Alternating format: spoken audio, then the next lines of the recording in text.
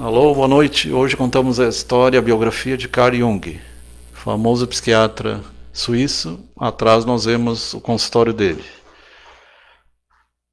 Ele foi aluno de Freud, foi colega de Adler, entre outros, eram os grandes psicanalistas da época. E ele começou a se aprofundar mais na questão do inconsciente, dos arquétipos, e divergindo de Freud. Freud centrava muito na questão da sexualidade. O Jung centralizava na espiritualidade, na racionalidade. Fala dos tipos psicológicos, intuitivo, extrovertido e introvertido, e entre esses, o sensitivo, o pensador, o intuitivo e o sensitivo. E entre outros, falava sobre ânimo e ânimos, falava sobre sombra, o arquétipo de Deus, o arquétipo do pai, o arquétipo de mãe, os vários arquétipos, a mitologia, se aprofundou na alquimia, Mysterium Conjunctionis. Tem uma obra muito vasta. Depois de já mais idoso, ele alugou uma casa junto de um lago e uma casa sem luz para se aprofundar na questão do inconsciente. E falando também de inconsciente pessoal, inconsciente coletivo. Então, a psicologia analítica é o criador da psicologia analítica, ou psicologia profunda. Análise dos sonhos, análise dos mitos, dos arquétipos, imagens primordiais. Então, Jung, 1875 nascimento, 1961 a morte. 26 de julho de 1875, na Suíça. No seio de uma religião voltada para... família voltada para a religião. A gente sabe que lá eles são protestantes, a maioria, né? Seu pai e vários outros parentes eram pastores luteranos. Sua mãe apresentava instabilidade emocional e levou a se comportar de maneira inconstante. Criança bastante sensível e introspectiva, desconfiado da mãe, desapontado com o pai, evitava outras crianças do mesmo modo por elas era evitado. E ele desde cedo já manifestava mediunidade, né? Ele tinha uma mediunidade e... Inclusive, os Sete Sermões dos Mortos é uma obra dele de origem mediúnica. Ele se aprofundou muito na questão espiritual. Parece que a irmã dele era médium também, se não me engano.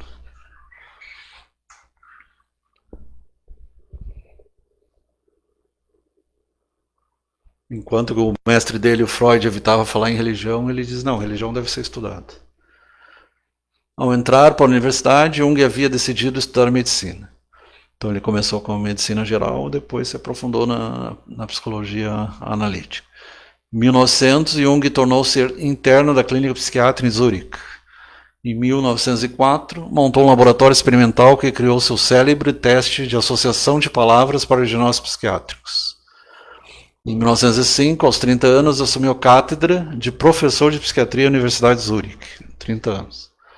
Em 1907, entra em contato com as obras de Sigmund Freud. Estava tão entusiasmado com as novas perspectivas abertas pela psicanálise, lembrando que Freud começou com a neurologia e depois acabou fundando a psicanálise. Decidiu conhecer Freud pessoalmente. O primeiro encontro se transformou-se numa conversa que durou 13 horas ininterruptas. A comunhão de ideias e objetivos era tamanha que passaram a se corresponder semanalmente, cartas, né? E Freud chegou a declarar Jung seu próximo colaborador e herdeiro lógico. Depois ele acaba saindo e acaba havendo a divergência.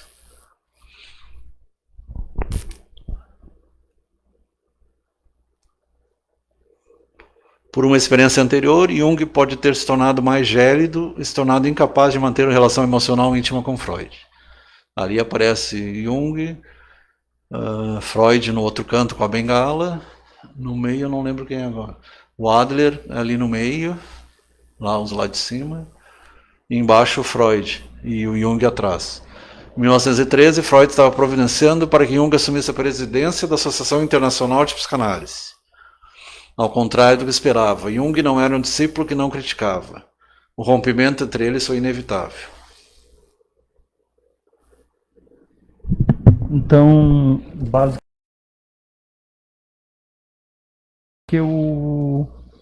embora de certa forma eles tenham tido uma boa relação inicial, como Jung ele questionava muito a centralização das questões na sexualidade, né, do lado de Freud. O Jung ele provavelmente ele questionava muito e aquilo deve ter desagradado o Freud de alguma forma, o que acabou inevitavelmente levando ao Ele cria o rompimento. conceito de self, que é si mesmo, quer dizer, um conceito já existe, mas ele chamou si mesmo, que a gente chama hoje em dia alma, espírito e psique, enquanto Freud falava em id, ego e superego. Né?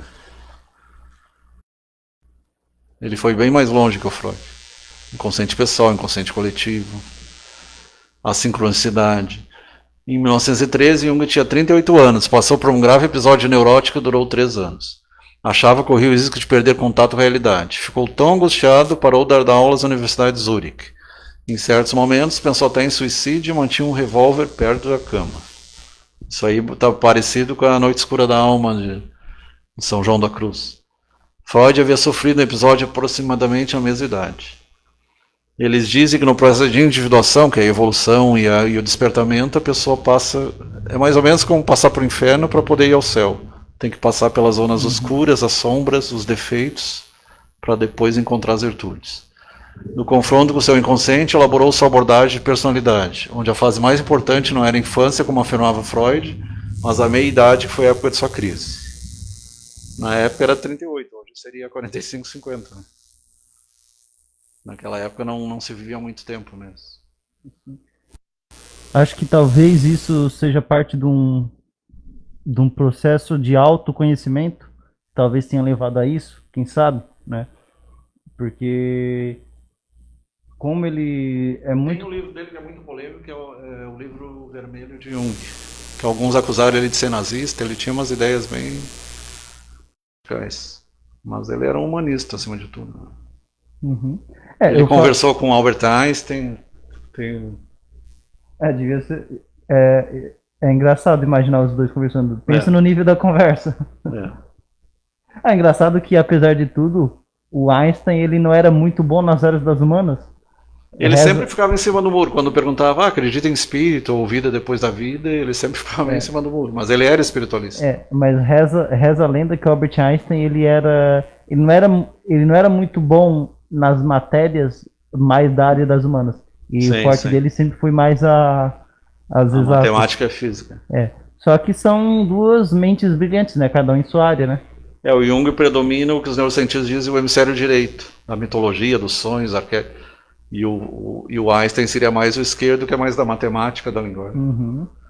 Das ciências mais exatas, como tu falou, né? Lógicas, né? Porque a gente tem que quebrar esse conceito antiquado de que inteligência é só saber fazer conta, tá? Não é isso. Não. Cada um hoje tem em o dia seu se fala em nível 9 tipos, pelo menos, né? Exatamente. Segundo o Daniel Goleman. Tem pessoas que elas têm uma inteligência mais voltada para o mundo artístico. Esportiva, musical, artística. Né? Isso. Tem pessoas que são mais voltadas para o conhecimento mais para a área da filosofia. Tem uns que é mais para a área da biologia. Interpessoal, intrapessoal. O que é o mais raro de achar é uma pessoa que seja boa em todos. Isso é muito raro. E a inteligência emocional se fala bastante hoje. Agora eu me pergunto, será que a inteligência para a gastronomia, será que ela está na parte da inteligência artística? Para o quê? Gastronomia, porque tem uns gênios da cozinha, da culinária. E eu me pergunto, porque culinária muitas vezes é associada a um tipo de arte, né? E está ligado até à química também. Isso, e é interessante.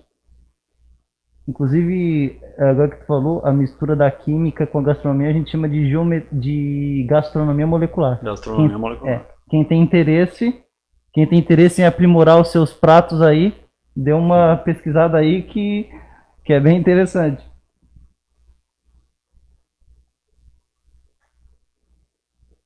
Isso aí já foi.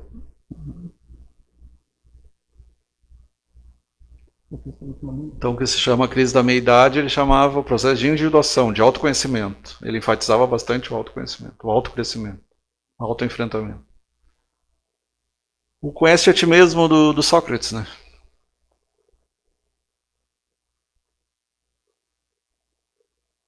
A energia psíquica.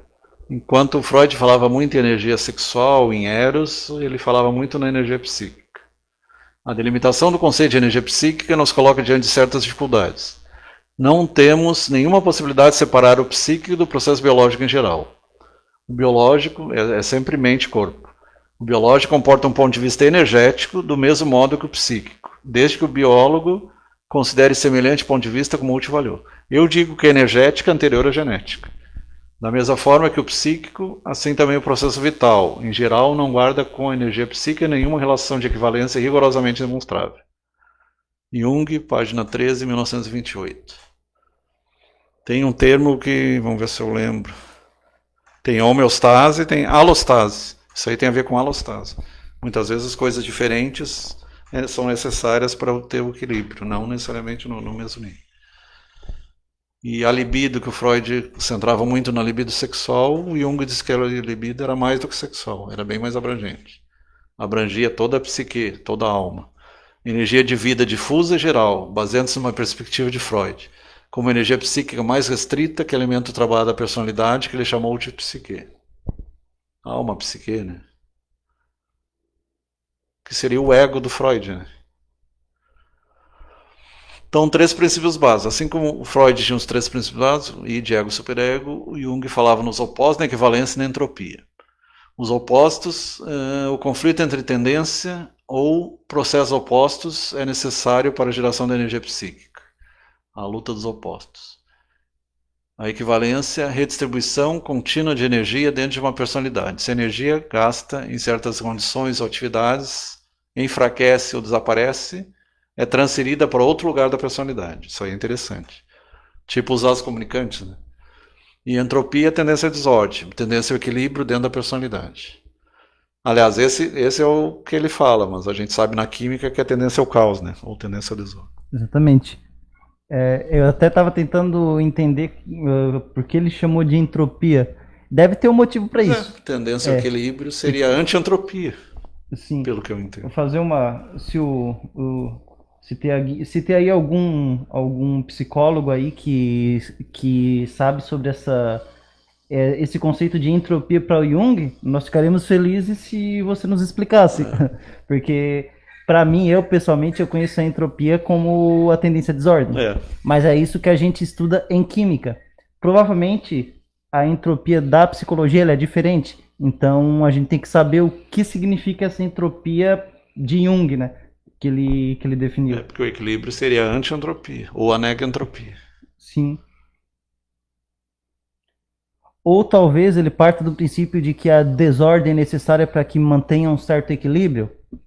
Pode ser. A teoria do caos, né? Exatamente. Teoria do caos. Daí teoria dos jogos, teoria do caos. Exatamente. Se for isso, faz sentido. Mas, de qualquer forma, eu sei que a gente tem psicólogos aí que são amigos da TVR Sul, então a gente ficaria feliz se eles nos explicassem aí, né? Temos a Lena lá do Raio de Luz, que trabalha com reiki, né? Trabalha com esse negócio de energia. Um abraço para Terezinha Bittencourt. Terezinha Bittencourt.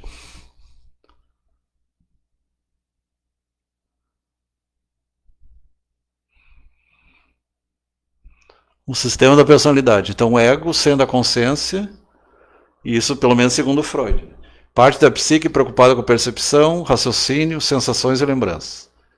E o Jung vai mais longe, ele fala no self, o ego seria o eu menor e o self seria o eu maior, ou alma, o espírito. As atitudes de extroversão e introversão, então foi o Jung que trouxe. Todo mundo fala que o tímido é o introvertido e o mais expandido é o extrovertido. Extrovertido é para fora. Uma atitude da psique realizada por orientação para o mundo exterior. Pessoas extrovertidas são mais abertas, sociáveis, socialmente assertivas, voltadas para as pessoas e para o mundo externo. O introvertido seria o contrário. São tímidos, tendem a se isolar, se encontrar-se em si mesmas, nos seus pensamentos e sentimentos. Um típico introvertido seria um Einstein, né? Embora ele tenha sido humanista e pacifista. E o anterior a ele também, o Isaac Newton, seriam introvertidos. Pascal seria introvertido. Tanto é que existem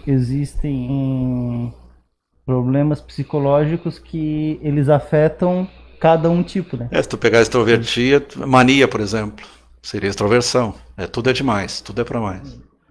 E a depressão seria o contrário, seria para dentro.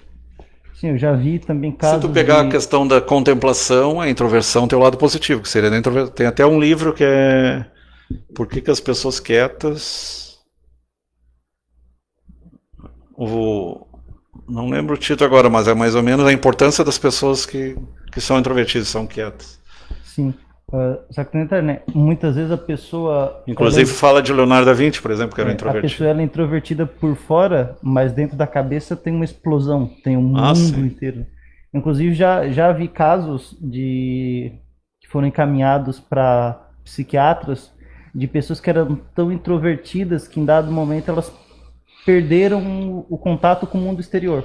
O que acontece? O próprio Jung diz que se tu é voltado muito para fora, tu sonha, e se tu é voltado para dentro, tu desperta. Ele tem esse conceito bem interessante. E esse caso dessas pessoas introvertidas, elas em algum momento da vida delas, o mundo exterior, ele não se tornou mais suficiente. Ele pareceu algo que não fazia mais bem.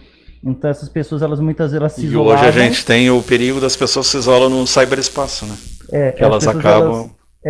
nesse caso específico que eu já ouvi ou na falar, droga ou no cyberespaço. A pessoa se isolava, e no que ela se isolava, ela fugia da realidade. Sim. Ela criava um mundo só para ela e ela ficava lá. Por quê? Porque o mundo real, o mundo externo, já não estava mais satisfazendo ela, né? Então... Ele tem um estudo interessante com a I Ching. Ele estudou bastante, o que até hoje é usado as empresas usam. 64 hexagramas do I Ching.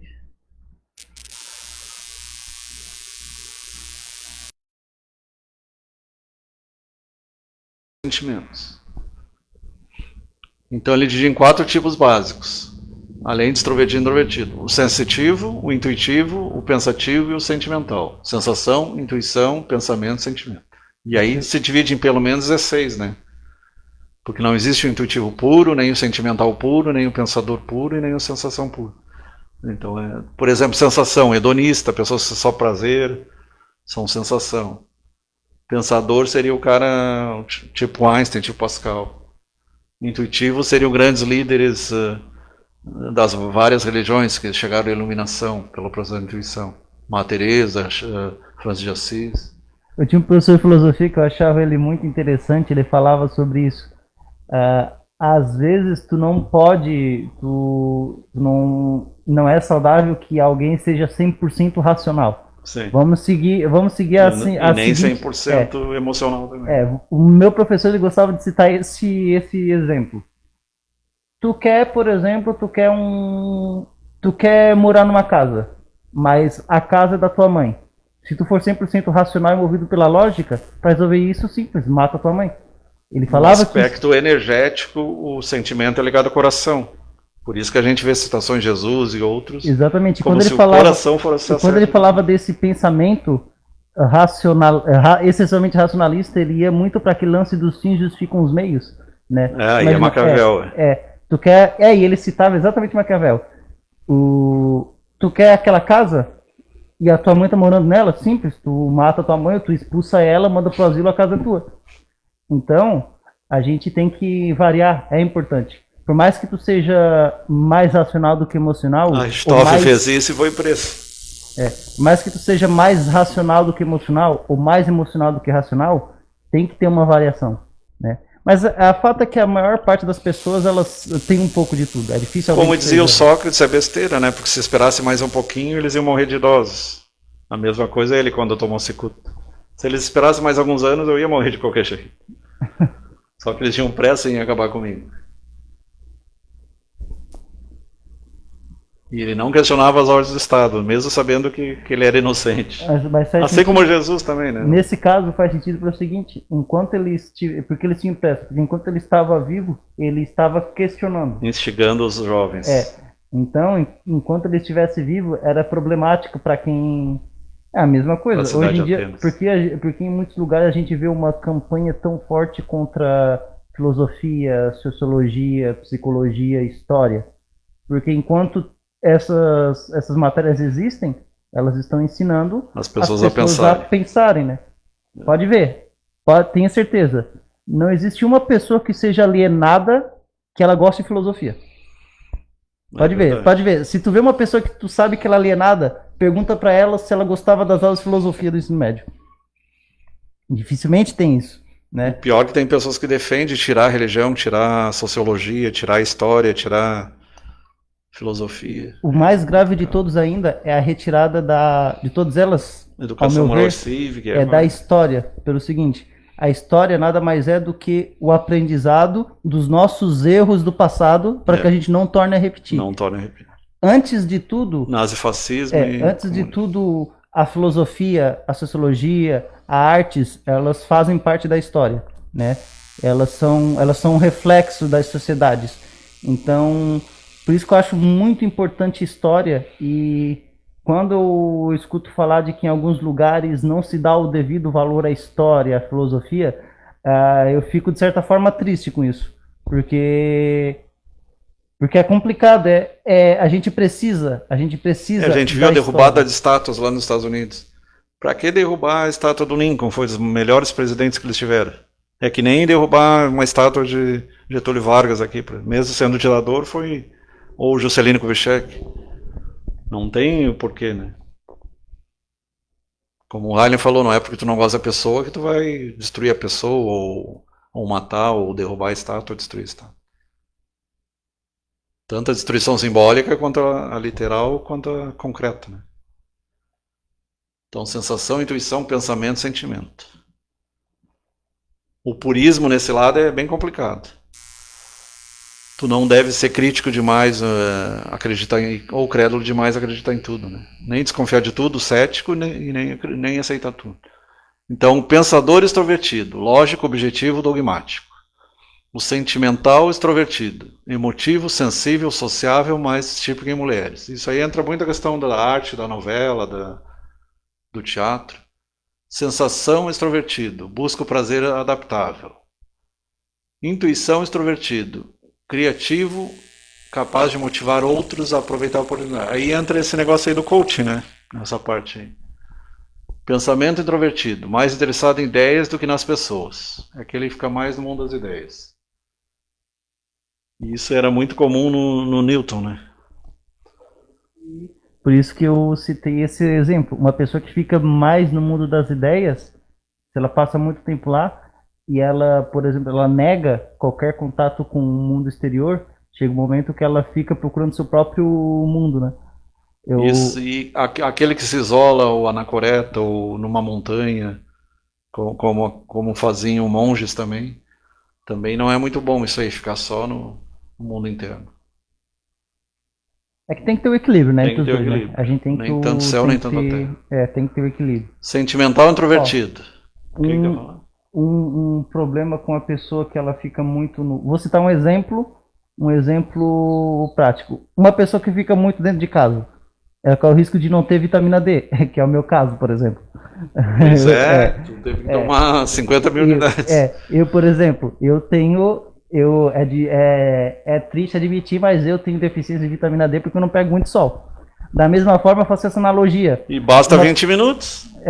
Uma pessoa que fica muito tempo isolada, né? Vai chegar um momento que isso vai... E se pegar sol demais, pode desenvolver câncer de pele também. Lembrando que eu falo isso no sentido da pessoa escolher fazer isso, porque é claro que tem situações em que a pessoa fica assim porque ela está passando por algum problema, né?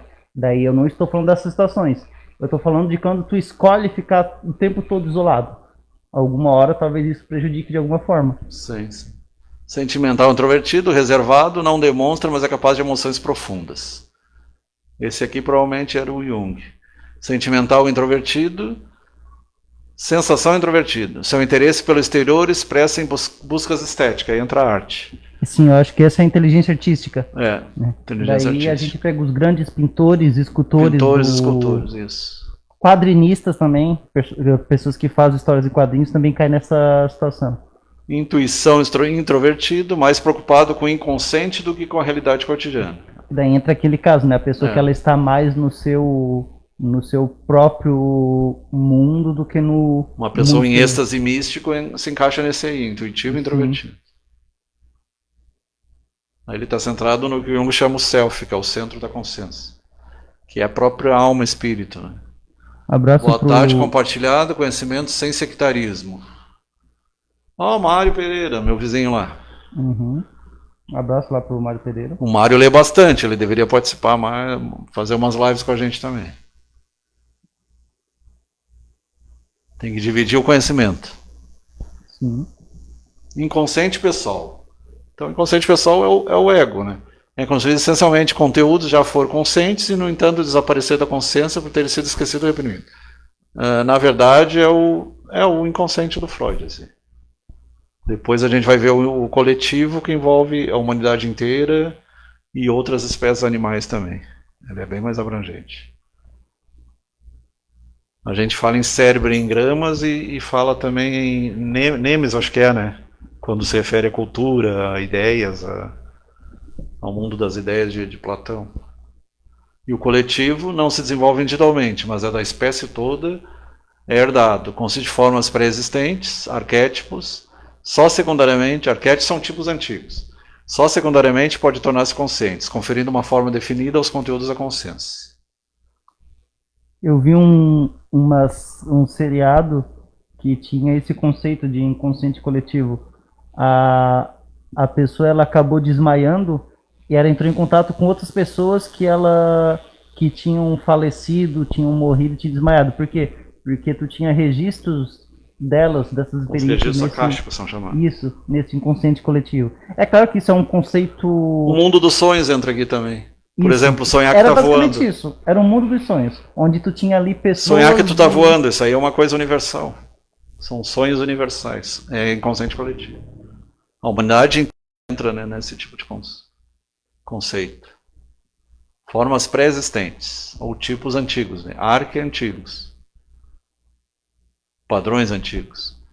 Ali o yin e o yang, masculino e feminino, claro e escuro, a questão do dualismo. O conceito de arquétipo constitui um correlato indispensável da ideia do inconsciente coletivo.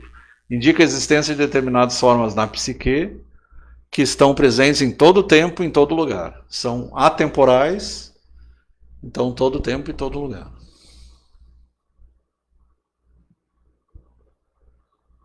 Aí entra o arquétipo do pai, o arquétipo de Deus, o arquétipo Exatamente. da mãe. Eu vou citar um exemplo de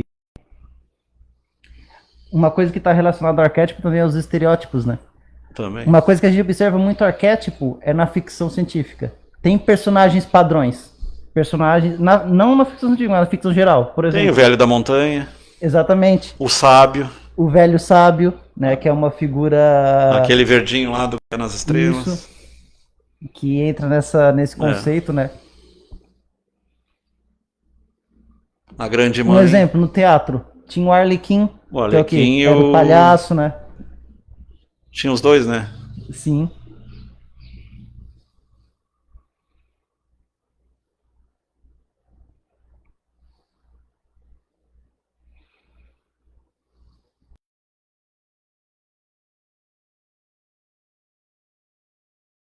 Eternamente intercambiando.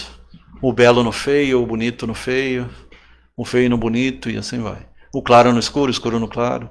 O bom no mal, o mal no bem. A infância. A infância, o desenvolvimento do ego começa quando a criança consegue diferenciar-se dos outros. No início ali ele tem a confusão enquanto está mamando, enquanto é neném, e depois vai começando a se diferenciar. Da puberdade e idade adulta. Os adolescentes têm de se adaptar às demandas cada vez maiores da realidade. O foco é externo, da educação, da carreira, da família. O consciente predomina. Na meia-idade, período de transição, quando o foco da personalidade muda do externo para o interno. Quando começa a ficar mais perto da possibilidade da morte, ele começa a se voltar para dentro de si mesmo. Numa tentativa de equilibrar o inconsciente com o consciente. Tornar o inconsciente consciente também. Que é a individuação que o Jung chama. Que é o autoconhecimento. A natureza humana. Apresentava uma imagem mais positiva sobre a natureza humana do que Freud. Freud era mais negativo. Somos moldados a crescer e nos desenvolver, melhorar nosso eu, nosso self, nosso espírito. Jung manifestou preocupação em relação ao perigo que, na sua opinião, a cultura ocidental apresentava, ao qual se referia como doença na dissociação, esquizofrenia, por exemplo, ou personalidade múltipla. Ao enfatizarmos excessivamente o materialismo, a razão e a ciência empírica, prática, corremos o risco de não reconhecer as forças do inconsciente. O próprio Einstein dizia que a imaginação era mais importante do do que o conhecimento analítico em si. Associação de palavras. Então ele usava muita associação de palavras. Por exemplo, azul. Resposta normal, bonita. Resposta neurótica, cor. Por que resposta neurótica? Pelo seguinte, porque se tu tais... Se o azul é uma A cor. maior parte das pessoas, quando tu fala em azul, ela associa algo belo O ao céu céu. azul, É. Verdade. E o outro é mais frio, né? isso, o outro é mais a cor. Se tu fala azul e tu associa a cor, não passou pela tua cabeça que Azul azul... tu associa céu, geralmente. Não passou pela tua cabeça que o azul é uma coisa bonita. É algo mais lógico, na verdade, né? Azul, cor. Eu, por exemplo, eu sou do tipo que quando me fala azul, eu lembro de cor, eu não lembro do bonito. Árvore verde. E o outro já vai falar natureza. Que é o meu caso. Pão bom. O outro vai pensar em comer. Na verdade, eu pensaria, nesse caso, nenhum nem outro. Não pensaria, eu pensaria em trigo. Lâmpada brilhante. Neurótico, queimar. Mais um que eu diferencio. A lâmpada no desenho simboliza a ideia, né? Pra mim, quando fala lâmpada, a primeira palavra que vem na cabeça não é nem brilhante nem queimar, é luz. Uma analogia para o conhecimento é luz. Rico, belo. E o neurótico, dinheiro, não sei. Ele tem dificuldade. Acho que todo mundo é um pouco neurótico. Né? Quando se fala em rico, a primeira coisa que muitas vezes vem na cabeça da maioria das pessoas é dinheiro, né? Mas aí tu sabe, né? Porque sempre foi associado com coisa suja, com... Que nem a questão da sexualidade também. Aí é uma questão cultural. Pecar? Isso. Pecar muito. Neurótico, esse conceito é totalmente estranho para mim. Eu não reconheço, me é estranho. E eu acho que isso aí seria principalmente com o sociopata, o psicopata, né? Para ele não existe pecado. Tudo é permitido. E é um problema, esse aí é um problema do quem defende o demonismo, né? Que tudo é permitido. Nadar, saudável, resposta normal. Resposta neurótica, água. Nadar tem que ser na água. É como tu falou, é óbvio, né? O neurótico fala o óbvio. Análise de sintomas. Eu acho que aquele negócio ali também tem naquele negócio da cor e da palavra, né? Por exemplo, tu escreve vermelho, mas está em verde. Né? Aquela associação. É estranho, isso me confunde quando a gente vê isso. Análise de sintomas. Semelhante a catarse. Catarse é quando tu, através da palavra tu começa a se libertar dos teus problemas. Baseia-se nas suas livres associações para os sintomas relatados pelo paciente. Ele deixava o paciente mesmo, no caso do sonho, o que esse sonho significa para ti. E não tentar interpretar como Freud falava, baseado em livro de sonhos, alguma coisa já pré-determinada.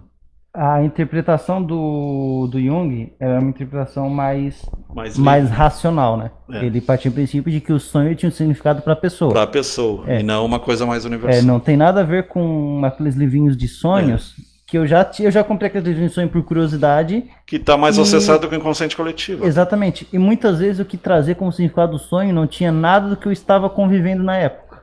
Né? Então a gente percebe que, nesse caso, eu acredito que... Tem alguns sonhos interessantes, aquele do lobo bom e do lobo ruim, tem alguns sonhos bem interessantes. Mas acho que tá tudo relacionado. Por exemplo, eu já sonhei com serpente. Só que se tu for ver, um dia antes de eu dormir, eu estava estudando sobre veneno de cobra. Sim.